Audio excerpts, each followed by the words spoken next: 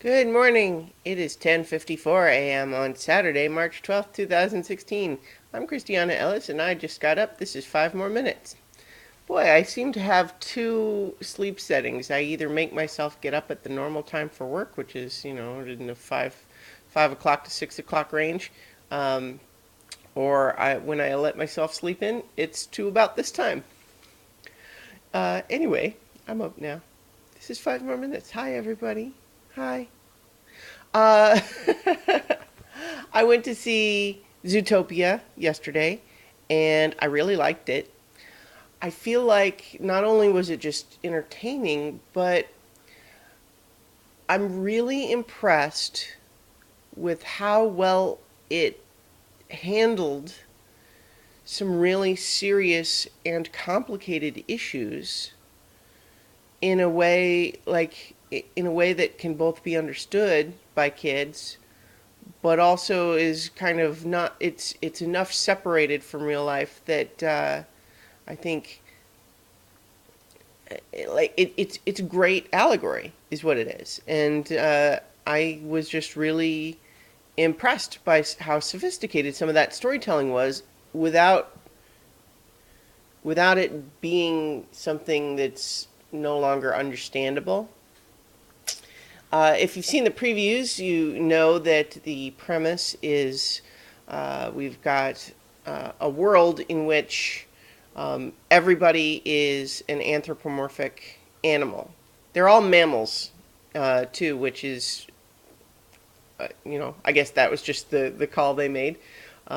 Is probably because it allows them to still have bugs that are like bugs for us, for example.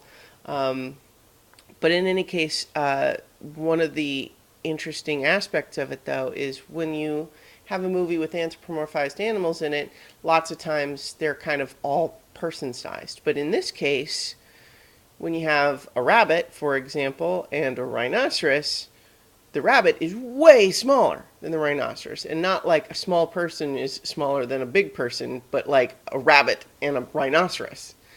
And that creates some great visuals and interesting gags, but also just kind of increasingly sets up some differences that it's like cultural differences, and it sort of forces in the fiction some things that do really exist in our world for other reasons. Like, for example, in this world, when you have all the mice and gerbils and rodents and stuff like that, they are so much smaller than some of the other animals that they really almost they have their own neighborhood. Not that they can't go anywhere they want, but just where they feel comfortable is in a place that has, rodent-sized cars and rodent-sized buildings, and that's where there's, a lot of people live, and that might be reminiscent of different ethnic neighborhoods in a big city like Chinatown or Little Italy or something like that. It's not that people can't go anywhere they want and that they don't, but at the same time, there are sort of intangible reasons why people tend to, group themselves. And that all plays into an element where, although all of these animals in this story have evolved to get along, meaning you don't have the predator prey relationship anymore, from the perspective of, predators literally hunting down prey to eat. But what we have as a stand in for some, like racial issues and things like Islamophobia, for example, you have the stand in of um, predators and prey species still not getting along, even if there's not literally the one hunting the other down relationship anymore. And so you've got all sorts of examinations of prejudice, uh, and like I said, in a really sophisticated way, all while still in a really exciting and funny and emotional story.